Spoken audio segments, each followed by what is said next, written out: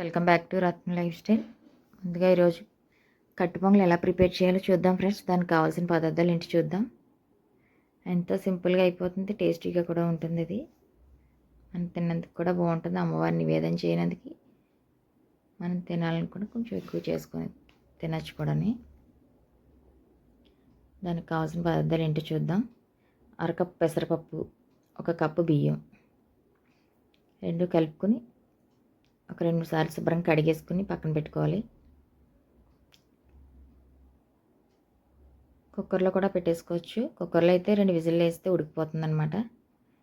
మనకి నీళ్ళు కూడా ఎక్కువ అవసరం లేదు. కుక్కర్లో అయితే 3 కప్పులు నీళ్ళు వేస్తే సరిపోతుంది ఈ కప్పుతో. కుక్కర్లో అయితే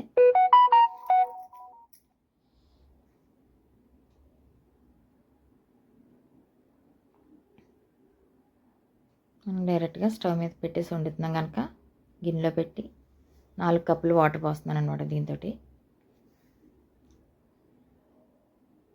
ఈ కప్తో 4 కప్పులు నీళ్ళు వేసుకుని స్టవ్ మీద పెట్టుకుని మెత్తగా ఉడికేలాగా ఉడకబెట్టాలి.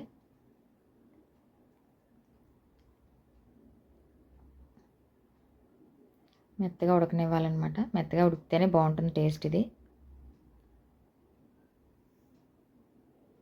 దీంట్లో మనకి మిరియాలు వేసుకుంటాం. ఎక్కువ మిరియాలు వేసుకుంటే బాగుంటుంది టేస్ట్.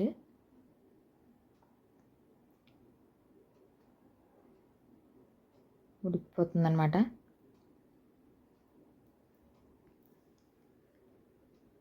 అమ్మవారు అవతారాలను బట్టి ఏ రోజు అవతారాన్ని బట్టి ఆ రోజు ప్రసాదం పెడతారు ఫ్రెండ్స్. ఒక్కొక్క చోట ఒక్కొక్క రోజు ఒక్కొక్క అవతారం ఉంటుంది. ఆ ఊరు అలవాట్లను బట్టి ఆ గుడి విశిష్టతను బట్టి ఉంటుందన్నమాట. అందుకని మనకి ఏది అందుబాటులో ఉంటే ఏది వీలుగా ఉంటే అది చేసుకుని పెట్టుకోవచ్చు. అదే పెట్టుకోవాలని ఏమి లేదు రూలు, మన ఇష్టం. అది మెత్తగా ఉడికిపోతుంది అనమాట. ఇలా ఉడికేటప్పుడు టేస్ట్ తగ్గ సాల్ట్ వేసుకుని ఒకసారి కలిపేసుకుని దగ్గరికి అయిపోయిన తర్వాత దించేసుకోవాలి.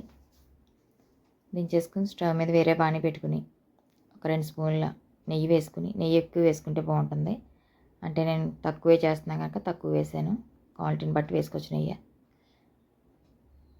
ఒక 2 స్పూన్లు జీడిపప్పు, నెయ్యి కాగిన తర్వాత ఒక 2 స్పూన్లు జీడిపప్పు, 1/2 టీ స్పూన్ మినపప్పు, 1/2 టీ స్పూన్ మిరియాలు, 1/2 టీ స్పూన్ జీలకర్ర, ఒక 1/2 టీ స్పూన్ ఆవాలు, 4 ఎండుమిర్చి, 2 రెబ్బలు కరివేపాకు.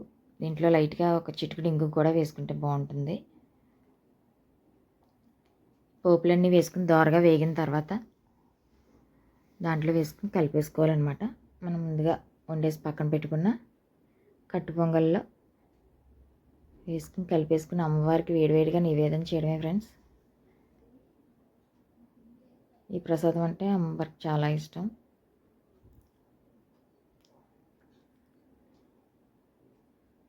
మనకు కూడా అమ్మవారిని నివేదన చేసుకుని మనకు కూడా తిన్నందుకు కూడా మంచిది. ఇది మిరియాలు ఇది వేస్తాం కనుక ఆరోగ్యానికి కూడా మంచిది. పోపు దోరగా వేయించేసుకుని